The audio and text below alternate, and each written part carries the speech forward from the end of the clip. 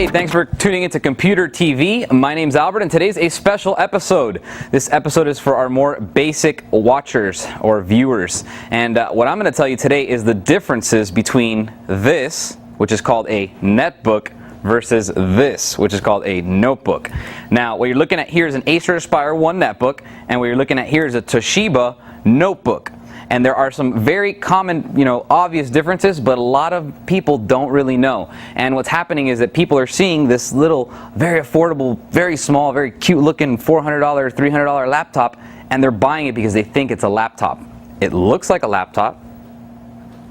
Screen, keyboard, USB ports, power connector. It looks like a little laptop. It runs the operating system that a laptop would, like Windows or maybe Linux, but it's not a laptop. And I'll tell you why. There's a few differences. Let's start off. I'm going to tell you a little bit about the specs that go into these different types of machines and what you do get and what you don't get and what the trade-offs are. So let's start off with screen size. When you're looking at netbooks, you're usually looking at 7, 9, and 10-inch monitor screens. Okay? Now when you're in the notebooks, the smallest that they usually go to is about 12.1 inches. From there you have 13.3 or 13.1, you have 14.1, 15.4, and then 17. And then sometimes 18 and 21-inch monitors from the extreme. So obviously right off the bat, it's size. If you take a look at this Acer Aspire 1 next to this Toshiba, it's obviously very small, but you are getting some trade-offs. So let's talk about those trade-offs. There's a few. Power is one, memory is another one, and storage is the last one. Now, this is running Windows Vista. This can run Windows Vista, it can run XP, it has a dual-core processor, it's got a large regular hard drive that spins. It can have, they have anywhere from 80 to 320 gigabytes of storage on board a normal notebook, okay? Versus an Acer Aspire 1 or a EEE PC. These things usually either have a very small 4 or 8 gigabyte solid state drive. Sometimes they have bigger 32 and 64 gigabyte solid state drives, and then occasionally they'll come with an 80 gigabyte hard disk drive. But again, going from 4 to maybe 80 to 80 to 320 is a huge difference in storage. So this is not going to be something where you're going to be storing a lot of movies or a lot of videos. It's pretty much going to be a few pictures, a few songs, because you can play music on here, but that's about it. You're not going to be loading a bunch of games or applications. There's not going to be Photoshop or Word or Excel. It's not going to really go on here. The whole point of this little cool device is pretty much net-centric computing. Net-centric computing is surfing the web, checking your email, running web applications, doing simple stuff like that. You don't want to run complex programs on here because it's going to go slow. And that's due to the processor. The kind of processor that most of these come with nowadays is called the Atom. You can probably see it right there. It says Intel Atom. And the Atom is a very, very small processor. It's actually about that big. And it's a 1.6 gigahertz processor. So it's not very fast. But what it does do is it does the basic stuff. It surfs the web. Okay, it'll let you play music or play a video off YouTube. It'll let you do things like that. But what it's not going to do is run something that this laptop could do, such as Photoshop, let you download music, play videos, do all this great stuff. This is simple.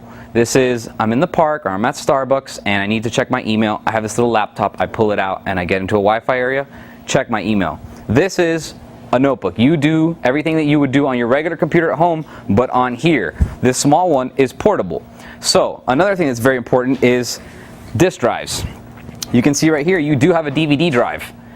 To this point in time, there are no netbooks that have DVD drives. So part of installing software that I told you, you can't do, you really can't do it because you don't have a DVD drive on the netbook, nor will there ever be. And that is because Intel and Microsoft are the governing bodies that kind of determined the whole netbook status. They're the ones that said no DVD drive, it's going to have a slower processor under 1.6 gigahertz, and if you do those things, we're going to be able to give you an operating system such as Windows XP at a very affordable license price. So that's why you're never going to actually see netbooks with DVD players. Another thing I want to go ahead and talk about is price. Here's what happens. On a regular laptop, let's say the hardware is about 15.4 inch laptop is $600 and it has this hardware. To make that hardware fit into a package that's much smaller, like a 12.1 like this one is, the price goes through the roof. If it were to keep going that way, this would cost an absurd amount. It would be very, very expensive. The whole point of these is they're very, very affordable for just about anybody. College students, just regular folks can use them, and they're anywhere from $300 to $500 is what they cost. Whether they come with either Linux operating systems, it could be a custom like Limpus Lite that comes on this. I have Ubuntu Linux loaded on this one, or sometimes they come with Windows XP Home Edition, which is how they get their $25 license to put that operating system on here. These, on the other hand, have full-fledged operating systems. They'll have maybe XP, but a lot of times they'll also have Vista, which is a new operating system that all the notebooks are using. Another thing that differentiates netbooks from notebooks is batteries and battery life. Now, on a regular Acer Aspire 1 like this one, your batteries, average is going to last about 3 to 4 hours using the regular 3-cell battery provided.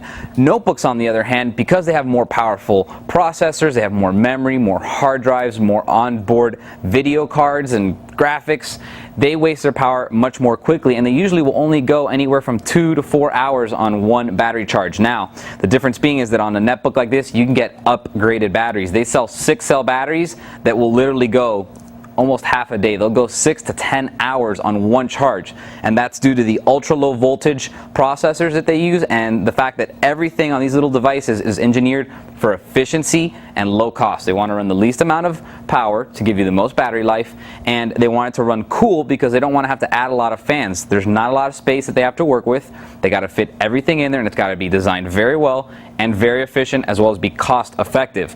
On the notebooks, on the other hand, it's not as important. You do have space for ventilation, for cooling systems. You're going to run a hotter product, and a lot of times you're going to plug in your notebooks. I'll tell you what, I have my Acer Aspire 1 that I take with me pretty much everywhere, and I don't usually take the power adapter with me because it fits really nicely into the little sleeve that it comes with without the power adapter, and the power adapter would be kind of hanging around. So I take it without it, and battery will last me all day long, especially when you're just popping it out once in a while. Check your email, check your Twitter, maybe chat on Instant Messenger or play a song, and that's about it. Over here, if you're doing streaming videos off the internet or playing back DVDs, installing software, running intensive applications, if you're not plugged in, your battery's going to die quick. And if your battery lasts, it's because you have a really good laptop that was very, very expensive.